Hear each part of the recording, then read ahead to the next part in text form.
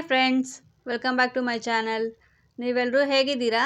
ಚೆನ್ನಾಗಿದ್ದೀರಾ ಅಂತ ಭಾವಿಸ್ತಾ ನಾನಿವತ್ತು ಮಟನ್ ಸಾಂಬಾರು ಮಾಡೋದು ಹೇಗೆ ಅಂತ ತೋರಿಸ್ತಾ ಇದ್ದೀನಿ. ಮಟನ್ ಸಾಂಬಾರಿಗೆ ಏನೆಲ್ಲ ಇಂಗ್ರೀಡಿಯೆಂಟ್ಸ್ ಬೇಕಾಗತ್ತೆ ಅಂದರೆ,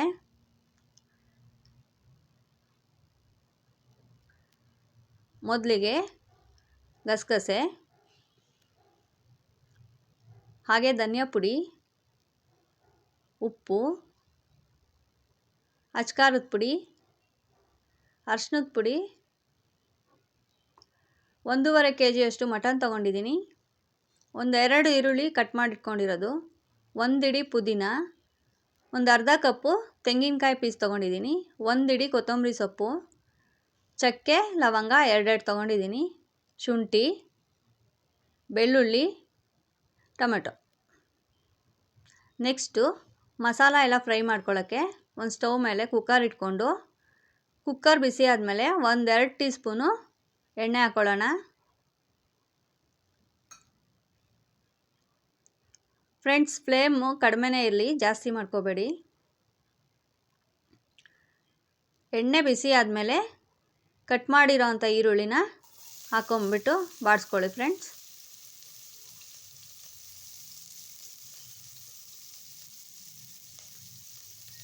ಈರುಳ್ಳಿ ಎಲ್ಲ ಚೆನ್ನಾಗಿ ಫ್ರೈ ಆದರೆ ಸಾಂಬಾರು ತುಂಬ ಟೇಸ್ಟಿಯಾಗಿ ಬರುತ್ತೆ.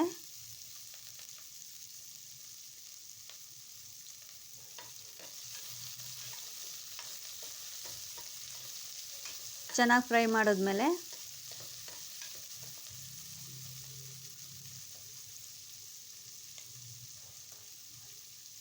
ನೆಕ್ಸ್ಟು ಚಕ್ಕೆ ಲವಂಗ ಹಾಕ್ಕೊಳ್ಳಿ.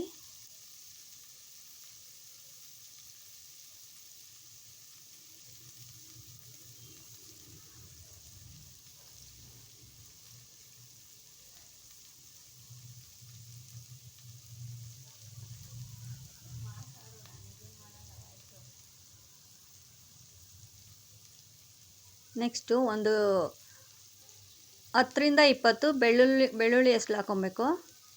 ಹಾಗೆ 1-2 ಇಂಚಷ್ಟು ಶುಂಠಿ ಹಾಕ್ಕೊಳ್ಳಿ. ಚೆನ್ನಾಗಿ ಬಾಡಿಸ್ಕೊಳ್ಳಿ.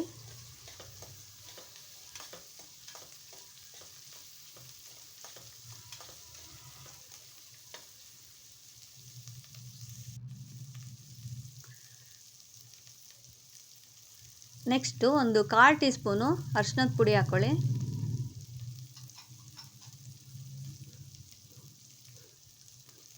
ಆಮೇಲೆ 1-2 ಟೀ ಸ್ಪೂನು ಗಸಗಸೆ,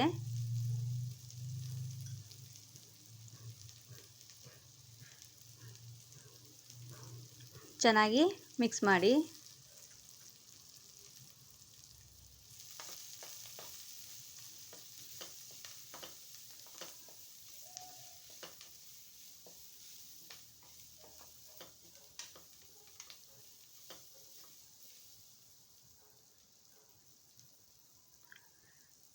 ಈರುಳ್ಳಿ ಎಲ್ಲ ಚೆನ್ನಾಗಿ ಫ್ರೈ ಆದಮೇಲೆ ನೆಕ್ಸ್ಟ್ ಇವಾಗ ಒಂದು ಅರ್ಧ ಟೀ ಸ್ಪೂನು ಉಪ್ಪು ಹಾಕ್ಕೊಳ್ಳಿ.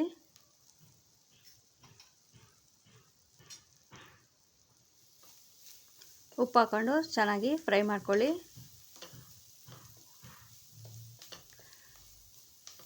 ನೆಕ್ಸ್ಟು ಒಂದು ಮೀಡಿಯಮ್ ಸೈಜ್ ಟೊಮೆಟೊನ ಕಟ್ ಮಾಡಿ ಇಟ್ಕೊಂಡಿರೋದು ಹಾಕ್ಕೋಬೇಕು ಫ್ರೆಂಡ್ಸ್.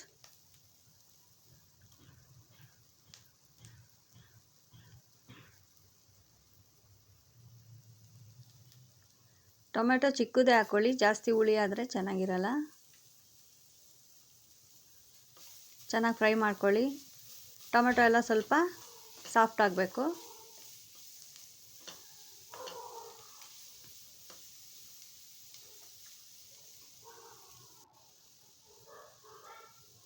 ನೆಕ್ಸ್ಟು ಪುದೀನ, ಕೊತ್ತಂಬರಿ ಸೊಪ್ಪು ಹಾಕ್ಕೊಂಡು ಚೆನ್ನಾಗಿ ಫ್ರೈ ಮಾಡ್ಕೋಬೇಕು. ಫ್ರೆಂಡ್ಸ್, ಇದು ಮಸಾಲ ಪದಾರ್ಥಗಳೆಲ್ಲ ಫ್ರೈ ಸ್ವಲ್ಪ ತಣ್ಣಗಾಗಕ್ಕೆ ಬಿಟ್ಬಿಡಬೇಕು. ಆಮೇಲೆ ಒಂದು ಜಾರಲ್ಲಿ ಹಾಕ್ಕೊಂಡು ನುಣ್ಣಗೆ ಪೇಸ್ಟ್ ಮಾಡ್ಕೋಬೇಕು.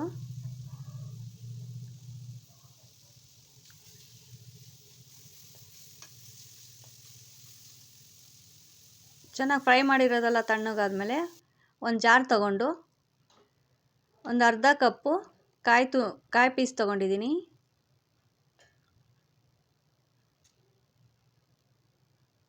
ಹಾಗೆ ತಣ್ಣಗಾಗಿರೋ ಅಂಥ ಮಸಾಲ ಪದಾರ್ಥಗಳನ್ನೆಲ್ಲ ಹಾಕ್ಕೊಬೇಕು.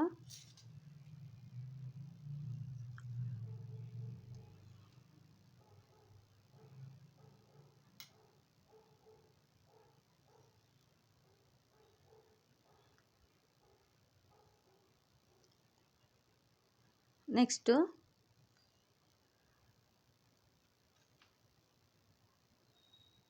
ಒಂದು 4ರಿಂದ 5 ಟೇಬಲ್ ಸ್ಪೂನು ಧನಿಯಾ ಪೌಡ್ರ್ ಹಾಕ್ಕೊಳ್ಳಿ.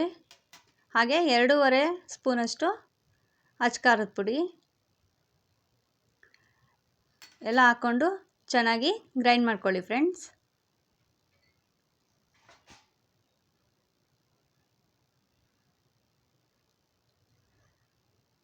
ನೋಡಿ, ಈ ರೀತಿ ಚೆನ್ನಾಗಿ ನುಣ್ಣಗೆ ಗ್ರೈಂಡ್ ಮಾಡ್ಕೋಬೇಕು. ನೆಕ್ಸ್ಟು ಅದೇ ಕುಕ್ಕರ್ಗೆ ಇನ್ನೊಂದು 2 ಸ್ಪೂನು ಆಯಿಲ್ ಹಾಕ್ಕೊಂಡು ಬಿಸಿ ಮಾಡ್ಕೊಬೇಕು.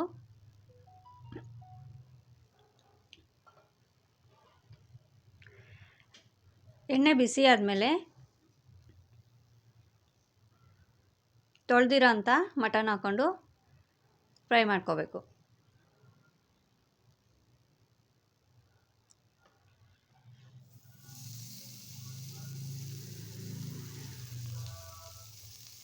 ಮಟನ್ ಹಾಕುವಾಗ ಸ್ವಲ್ಪ ಫ್ಲೇಮ್ ಕಡಿಮೆ ಮಾಡ್ಕೊಳ್ಳಿ ಫ್ರೆಂಡ್ಸ್, ಇಲ್ಲಾಂದರೆ ಸಿಡಿಯೋ ಚಾನ್ಸಸ್ ಜಾಸ್ತಿ ಇರುತ್ತೆ. ಮಟನ್ ಎಲ್ಲ ಚೆನ್ನಾಗಿ ಎಣ್ಣೆಯಲ್ಲಿ ಫ್ರೈ ಮಾಡ್ಕೊಳ್ಳಿ.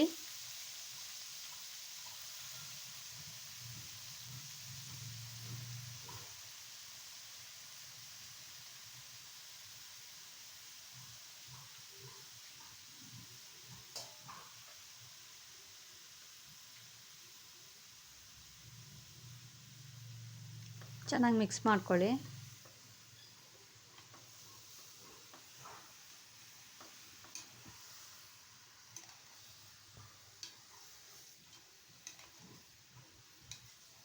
ಮಟನ್ ಎಲ್ಲ ಫುಲ್ಲು ಎಣ್ಣೆಯಲ್ಲಿ ಬಾಡಿಸ್ಕೊಂಡ್ಮೇಲೆ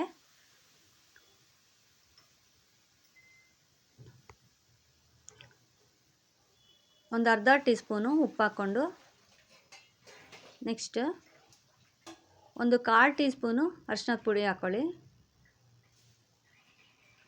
ಚೆನ್ನಾಗಿ ಎಲ್ಲ ಮಿಕ್ಸ್ ಮಾಡ್ಕೋಬೇಕು.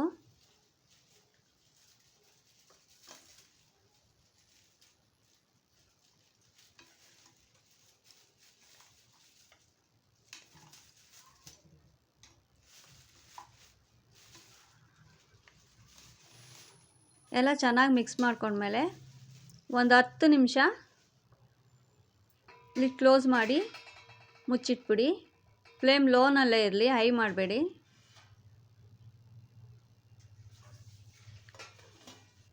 ನೆಕ್ಸ್ಟು 10 ನಿಮಿಷ ಆದಮೇಲೆ ನೋಡಿ ಫ್ರೆಂಡ್ಸ್, ಮಟನ್ ಎಲ್ಲ ಚೆನ್ನಾಗಿ ಬೆಂದಿದೆ. ಸೈಡಲ್ಲೆಲ್ಲ ಎಣ್ಣೆ ತೇಲ್ ಬಂದಿದೆ, ಹಾಗೆ ನೀರು ಬಿಟ್ಕೊಂಡಿದೆ. ನೋಡಿ ಫ್ರೆಂಡ್ಸ್, ಈ ಟೈಮಲ್ಲಿ ನೀವು ರುಬ್ಬಿಟ್ಕೊಂಡಿರೋ ಅಂಥ ಮಸಾಲನೆಲ್ಲ ಸೇರಿಸ್ಕೋಬೇಕು. ಚೆನ್ನಾಗಿ ಮಟನ್ಗೆ ಮಸಾಲ ಮಿಕ್ಸ್ ಆಗಬೇಕು ಫ್ರೆಂಡ್ಸ್, ಆ ರೀತಿ ಮಿಕ್ಸ್ ಮಾಡ್ಕೊಳ್ಳಿ. ನಿಮಗೆ ಎಷ್ಟು ಕನ್ಸಿಸ್ಟೆನ್ಸಿ ಬೇಕೋ ಅಷ್ಟು ನೀರು ಸೇರಿಸ್ಕೊಳ್ಳಿ. ತೆಳ್ಳಗೆ ಬೇಕಾದರೆ 3 ಗ್ಲಾಸ್ ಹಾಕ್ಕೊಳ್ಳಿ. ಸ್ವಲ್ಪ ಗಟ್ಟಿ ಬೇಕು ಅಂದರೆ ಒಂದು 2.5 ಗ್ಲಾಸಷ್ಟು ನೀರು ಸಾಕಾಗತ್ತೆ. ನೋಡಿ, ಈ ಕನ್ಸಿಸ್ಟೆನ್ಸಿ ಬಂದರೆ ಸಾಕಾಗತ್ತೆ. ಈ ಟೈಮಲ್ಲಿ ನೀವು ಬೇಕಾದರೆ ಉಪ್ಪು ಖಾರ ಇನ್ನೂ ಏನಾದರೂ ಬೇಕು ಸೇರಿಸ್ಕೋಬೇಕು ಅಂದರೆ ಸೇರಿಸ್ಕೋಬೋದು ಫ್ರೆಂಡ್ಸ್. ನನಗೇನು ಬೇಕಾಗಿರಲಿಲ್ಲ, ಎಲ್ಲ ಕರೆಕ್ಟಾಗಿತ್ತು. ನೋಡಿ, ಈ ಥರ ರೆಡಿ ಮಾಡ್ಕೋಬೇಕು.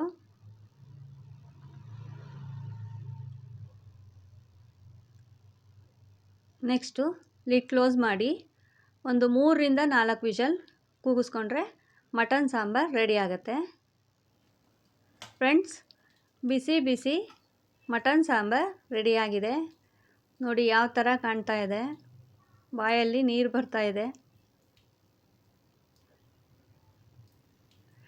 ನೋಡೋಕ್ಕೆ ಎಷ್ಟು ಚೆನ್ನಾಗಿ ಕಾಣಿಸ್ತಾ ಇದೆ ಅಂದರೆ ಎಣ್ಣೆ ಎಲ್ಲ ತೇಲಿ ಬಂದಿದೆ ಫ್ರೆಂಡ್ಸ್.